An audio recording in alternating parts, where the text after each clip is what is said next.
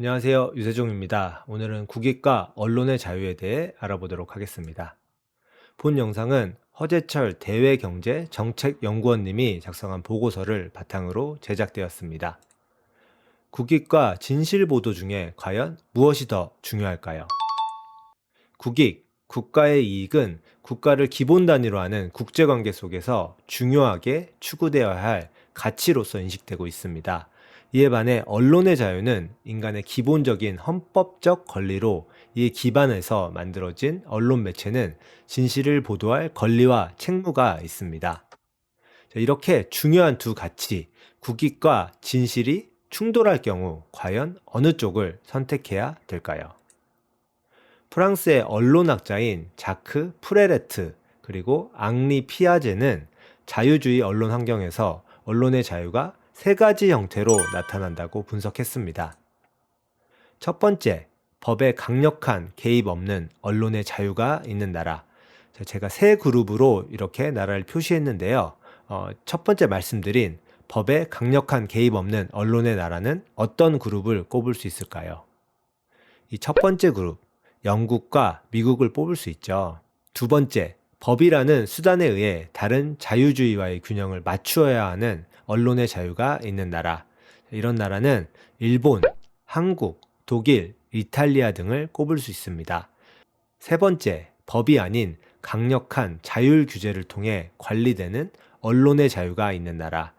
북유럽 국가들, 스웨덴 이런 나라들을 꼽을 수 있죠. 언론의 자유에 대한 인식 차이로 인해 국익과 진실보도 사이에서 국가마다 상이한 판단이 나타나곤 합니다. 언론의 자유를 그 어떤 나라보다 중시해서 수정헌법 제1조의 언론의 자유를 제약하는 어떠한 법률도 제정해서는 안 된다고 규정한 미국에서도 국익과 진실보도에 대한 치열한 논쟁이 있어 왔습니다. 특히 국익이라는 추상적 개념이 좀 더 구체적으로 드러날 수 있는 전쟁 보도와 같은 영역에서 국익과 진실 보도의 논쟁은 더욱 뜨겁습니다. 이와 관련해서 AP와 CNN 등 유력 글로벌 언론 매체에서 종군 기자로 활동했던 피터 아넷은 전쟁 보도에서 세 종류의 반응이 나올 수 있다고 말했습니다. 첫 번째, 사실이더라도 나라의 수치가 되는 일이라면 알리지 말아야 한다는 입장. 이 입장은 국익을 더 중시하는 입장이죠. 두 번째, 아무리 나라의 수치스러운 일이라도 사실이라면 알려야 한다는 입장. 이 부분은 언론의 자유 그리고 사실을 더 중시하는 입장이죠. 세 번째, 사실이라면 국익에 도움이 되든 말든 무조건 알려야 한다는 입장. 이 부분은 사실을 가장 중요한 가치로 보는 입장이라고 볼 수 있습니다. 이에 대해 언론의 자유를 중시하는 미국은 어떤 선택을 해왔을까요? 시대마다 그리고 사건마다 다른 선택을 해왔는데요. 몇 가지 예를 들어보도록 하겠습니다. 먼저 국익이 우선된 사례를 살펴보도록 하겠습니다. 냉전이 한창이었던 1960년대 자국의 고성능 정찰기, 유투기, 일명 블랙버드라고 하는데요. 이 블랙버드가 소련의 영공을 침범해서 비행하면서 첩보 활동을 하고 있다는 사실을 뉴욕타임즈가 알게 되었습니다. 그런데 뉴욕타임즈는 국방부의 강력한 요청을 받았고요. 이와 동시에 해당 사실에 대한 보도를 자제함으로써 얻는 실질적인 국익이 사실을 보도함으로써 얻는 이익보다 크다고 판단해서 이를 보도하지 않았습니다. 국익과 진실 보도 중에 국익을 선택했던 것이죠. 그런데 얼마 후인 1960년 5월 1일 유투기가 또다시 정보 수집을 위해 소련 영공을 침범했다가 소련 방공호에 걸려 격추되는 사건이 발생했습니다. 이때 체포된 미국의 조종사는 비행 목적이 스파이 행위였다는 것을 자백했고, 이에 대해서 미국도 사실을 인정하지 않을 수 없었습니다. 결국 이 사건으로 인해 그의 열리기로 되어 있던 미국, 영국, 소련, 프랑스 등 동서 순회회담이 열리지 못했고, 냉전 분위기는 한층 고조될 수밖에 없었습니다. 다음으로 언론의 자유가 더 중시된 사례를 살펴보도록 하겠습니다. 2018년 개봉된 더 포스트는 베트남 전쟁의 진상을 담고 있는 펜타곤 보고서의 공개 여부를 둘러싸고 워싱턴 포스트와 닉슨 정부가 벌이는 갈등을 잘 표현했습니다. 펜타곤 보고서는 미국이 베트남 전쟁에 대한 개입 강화 구실로 삼았던 통킹만 사건이 미국이 스스로 조작한 사건이었다는 내용을 담은 미국 국방부의 1급 기밀 문서였습니다. 통킹만 사건은 1964년 8월 2일과 4일에 발생한 미국과 북베트남 간의 해상 충돌 사건으로 미국의 베트남전 개입을 본격화하는 계기가 되었습니다. 1964년 8월 2일 통킹만 해상에서 미 해군 구축함 매독수와 북베트남 어뢰정 세척 간의 교전이 벌어졌습니다. 미국은 이틀 후인 8월 4일에도 북베트남에 2차 공격이 있었다고 주장했습니다. 이 사건을 계기로 미 의회는 8월 7일 통킹만 결의안을 승인했습니다. 이 결의안은 존슨 대통령이 선전포고 없이 베트남에 대한 군사력을 사용할 수 있는 권한을 부여했습니다. 나중에 알려진 사실에 따르면 미국이 이 통킹만 사건을 스스로 조작한 것이 밝혀졌습니다. 이 사건이 보도될 경우 미국은 전쟁 조작국이라는 비난을 면할 수 없었을 뿐만 아니라 반전 여론에 의해 당장 베트남에서 철수해야 하는 등 국가 위상에 큰 손실이 예상되는 상황이었습니다.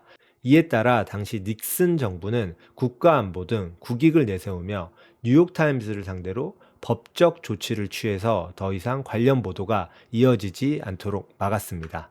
하지만 뉴욕타임스에 이어 펜타곤 보고서를 입수한 워싱턴 포스트는 법적 책임과 이에 따른 신문사의 존망 위기에도 불구하고 관련 내용을 기사화했습니다.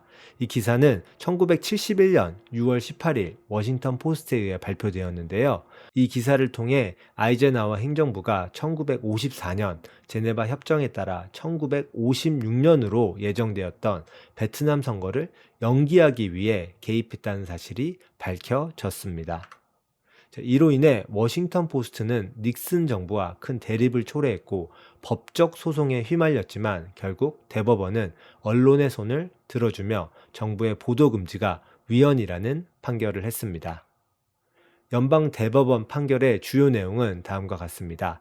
첫째, 헌법상 언론의 자유는 정부의 비밀을 파헤쳐 국민에게 알리기 위한 것이다. 둘째, 국가 기밀을 이유로 수정헌법 1조에 보장된 언론의 자유를 억압할 수 없다. 셋째, 언론은 통치자가 아니라 통치를 받는 사람들을 위해야 한다.